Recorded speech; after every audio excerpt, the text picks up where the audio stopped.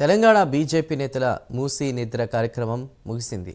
మూసీ పరివాహక ప్రాంతంలోని 20 బస్తీలకు 20 మంది బీజేపీ ముఖ్య నేతలు మూసీ నిద్ర చేశారు. అంబర్పేట్, తులసిరామ్ నగర్లో కేంద్ర మంత్రి కిషన్ రెడ్డి మూసీ నిద్ర చేశారు. ఇక ఎల్బీ నగర్లో ఈటెల రాజేందర్, మలక్పేట శాలివాహన్ నగర్లో ఎంపీ లక్ష్మణ్, రాజేంద్ర నగర్ హైదర్ షా కోట్లో ఎంపీ కొండా విశ్వేశ్వరరెడ్డి మూసీ నిద్ర చేశారు.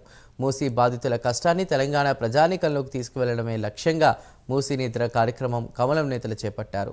మూసీ పరివాహక ప్రాంతాల్లో పేదల ఇళ్లను కూలగొట్టి పెద్దలకు దోచిపెట్టాలని చూస్తోందని మండిపడ్డారు. రాష్ట్ర ముఖ్యమంత్రి రేవంత్ రెడ్డి గారు పూటకొక మాట మాట్లాడమే కాకుండా హైదరాబాద్ నగరంలో ఉండేటువంటి ప్రజలకి కంటి మీద కొనుకు లేకుండా చేస్తున్నాడు. ఇప్పుడు నేను కూర్చున్న colony Panigiri colony, Maruti Nagar phase 1 ఈ ప్రాంతంలో కూర్చున్నాం. ఈ మధ్య కాలంలో డిపిఆర్ కోసం డబ్బులు విడుదల చేసిన డిపిఆర్ రావడానికి 18 నెలలు పడతా ఉంది. అప్పుడు మూసీ ప్రక్షాళన ఎట్లా చేస్తాము, ఎంత ఖర్చు అవుతుంది, ఎప్పటిలోపు పూర్తి చేస్తామని చెప్పి వారు అంటా ఉన్నారు. కానీ నేను అడుగుతా ఉన్నా రేవంత్ రెడ్డి గారిని, మరి డిపిఆర్ఏ తయారు కానప్పుడు డిపిఆర్ తయారు కోసమే 150 కోట్ల రూపాయలు ఇప్పుడు ఇచ్చినప్పుడు నువ్వు ఏ ధైర్యంతో నా పనిగిరి కాలంలో ఉన్నటువంటి ఆటో రిక్షా నడుపుకొని కట్టుకునే ఇల్లు కానీ, కూరగాయలు అమ్ముకొని, పండ్లు అమ్ముకొని, కూలి పని చేసుకొని కట్టుకున్నటువంటి ఇళ్ళని ఇలా ఆర్బిఎక్స్ అని చెప్పి మార్కింగ్ చేసి కూలగొట్టినామని చెప్పి అడుగుతున్నాను నేను. రేవంత్ రెడ్డి తుగులకు పరిపాలనలో పేదలకు బ్రెయిన్ స్ట్రోకులు, హార్ట్ అటాకులు ఇవాళ ఉరేసుకొని చచ్చిపోయేటువంటి పరిస్థితి వచ్చింది. ఏ చెర్లకైతే ఇలా డ్రైనేజ్ వాటర్ వస్తుందో ఆ డ్రైనేజీ వాటర్ రాకుండా చేయాలి కదా. ఆ డ్రైనేజీ వాటర్ మూసీ నదిలో కలవక ముందు దాన్ని ప్యూరిఫై చేసే ప్రయత్నం చేయాలి కదా.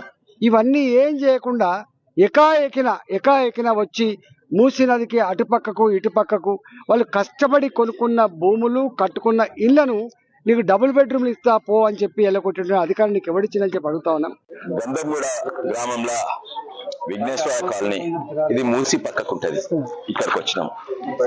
మాకు ముఖ్యమంత్రి గారు ఛాలెంజ్ ఇచ్చింది. ఏంటంటే, మీకు తెలుసా మూసీ ఎట్లుంటుందో, మూసీ పక్కకు ఉండగలుగుతారా? నేను వచ్చి మూసీని సాఫ్ చేస్తానికి పోతే మీరేమో అడ్డుకుంటున్నారు. మీరు సాఫ్ చేస్తానికి పోతే అడ్డుకుంటలేము.